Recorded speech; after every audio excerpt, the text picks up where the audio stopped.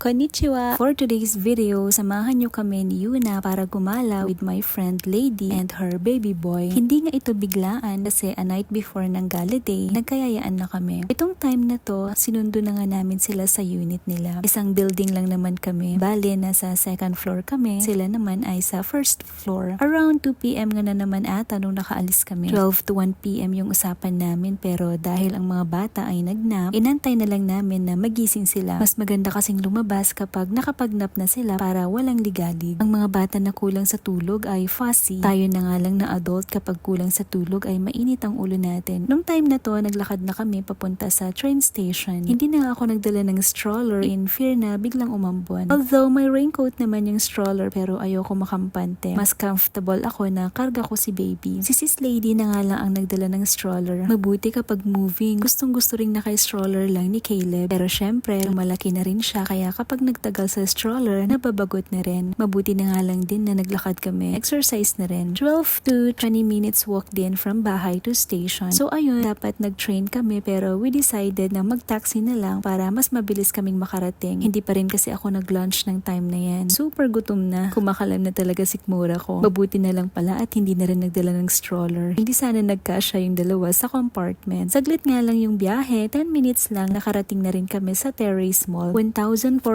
yen pala yung fare namin. Ang mahal. Ganun naman daw talaga. Yung base fare nga ay 500. Mas mahal pa daw ang pamasahe kung sa app ka magtatawag ng taxi. Nakales nga kami ng few hundreds at sa station na kami sumakay. Kung nag-train pala kami, for sure ay aabot pa kami ng 20 to 30 minutes depende pa sa traffic. At need din namin palang mag-bus sa Yabashiro Station bago makarating dito. Ito na yung entrance ng mall. Nakakatuwa kasi nandito rin yung parking area para sa mga bike. Nagtingin nga kami ng bike ni Hubby. Yung may baby carrier na rin. Yung mga bike kasi dito hindi pwede basta-basta mag-angkas. Unlike sa Pinas na pwede mag-angkas sa carrier sa likod. Dito hindi yun pwede. Gamit lang ang pwede mong iangkas sa likod. Meron talagang intended carrier para sa mga bata. Yun nga lang at ubod ng mahal. Mahigit 100,000 yen. Yung nakita namin ni Hubby around 160,000. Kaya pinag-usapan namin na bibili na lang ng maliit na bike kapag pwede na pa mag-bike si baby. Di bale at tig-isa naman na kami ng bike ni Hubby. Laking tipid lalo kung may magbigay pa. At dahil nga wala pang lunch, umakyat muna kami sa food court nang makakain na. Ang daming kainan dito. Mostly ramen at steak. Pero sa Udon House na kami pumunta. Ito yung mga fried foods nila. Kumuha ako ng fish paste cake, Japanese fried chicken, isa pang chicken, sweet potato at tempura. Kumuha na rin ako ng udon. Medyo struggle ang pag-order. Nihongo wa karenay. Gumamit ako ng Google Translate para sabihin na hotto yung soup. Tinanong kasi kung cold or hot yung sabaw. 1,290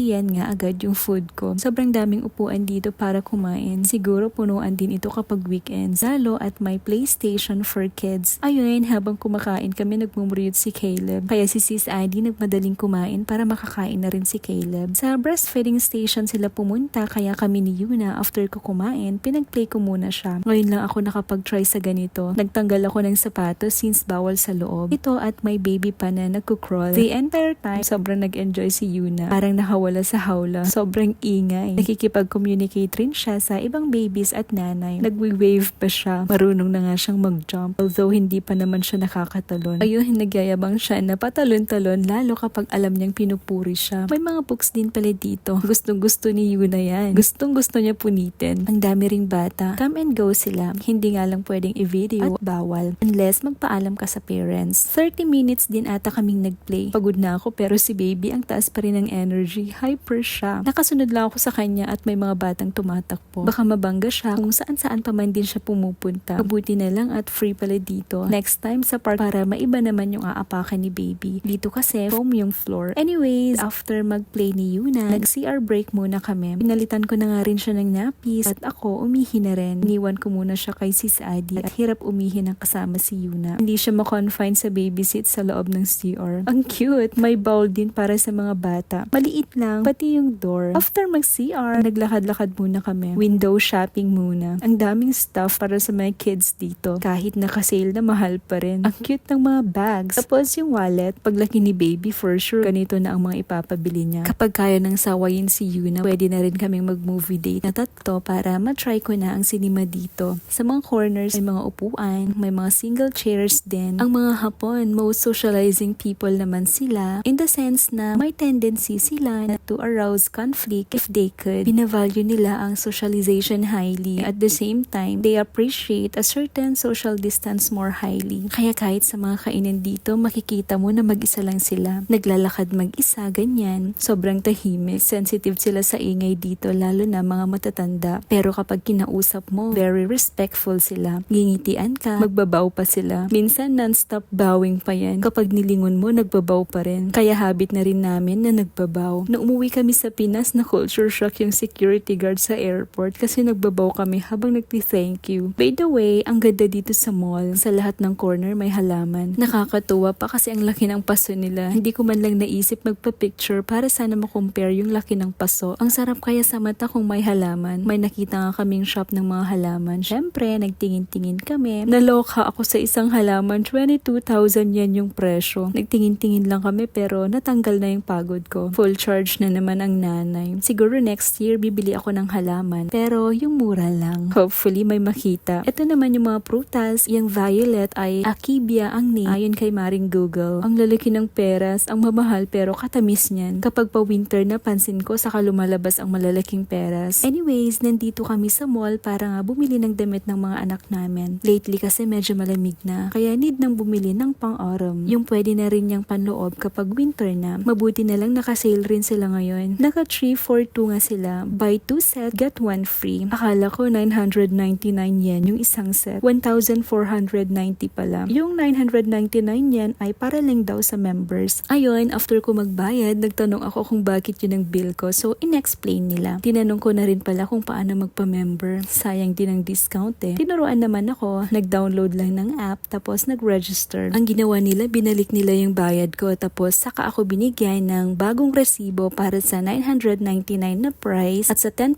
pa na discount kung bagong member ka. After naming magbayad, umuwi na rin kami. Nag-CR din muna ulit bago umuwi. Kayo rin ba dapat palaging dumadaan ng CR? Kapag paalis ng bahay, dapat umihi na. Kapag pauwi, ganun din. Madilim na nga nung lumabas kami ng mall. Mag-taxi nga sana kami ulit kaso walang nakapilang taxi. Kaya nag-decide kaming mag-bus na lang. Sa kabilang lane nga yung bus station kaya tumawid muna kami. 7:06 PM nga yung nakalagay sa Google Maps na dating ng bus. On the dot, dumating nga yung bus. Nasa phone ko na pala yung pass mo ko kaya tinap ko na lang. Kapag sumasakay ng bus, need mo mag-tap para ma-register kung saang station ka sumakay. Para iyon na rin kung magkano ang fare na i-charge. Tapos kapag bumaba na, need nang mag-tap ulit for payment naman. Bago ka pala bumaba ng station, need mo i-press yung stop button para tumigil yung bus sa next station. Kung hindi mo kasi pipindutin, hindi titigil yung bus sa station na yon unless may sasakay. Hindi rin pala pwede dito yung sasakay at bababa sa kung saan lang. From station to station ang sakayan at babaan. Kahit magpara ka siguro, hindi titigil ang bus. Ang maganda dito, on time ang mga bus. Thank you nga pala sa mga students na tumulong kay Sis Adi na maibaba yung stroller. Ang babait nila, ang gaganda pa. God bless yung mga ading. Pagbaba namin ng bus, mag-train naman kami. Sa Yabashira ito. 1 station away lang naman. Naubusan nga pala ako ng load dyan. Nagre-reload ako kaso nag-fail. Kaya bumili na lang ako ng one-way ticket. Dati, card yung gamit ko kaso madalas nakakalimutan ko. Kaya transfer ni Hubby sa phone ko para itap na lang. Ang maganda kapag nasa phone kahit naka-off na, gumagana pa rin. Kaso credit card lang yung payment option. Unlike sa card na pwedeng cash gamitin kapag nag-reload ka sa counter or sa machine mismo. Yung one-way ticket pala ay hindi nalalabas kapag in-insert mo sa exit. Nandito na pala kami sa amin. Inantay na rin kami ng mga asawa namin dito sa labas ng station. O siya, yun lang for now. Origa, thanks for watching. God bless po.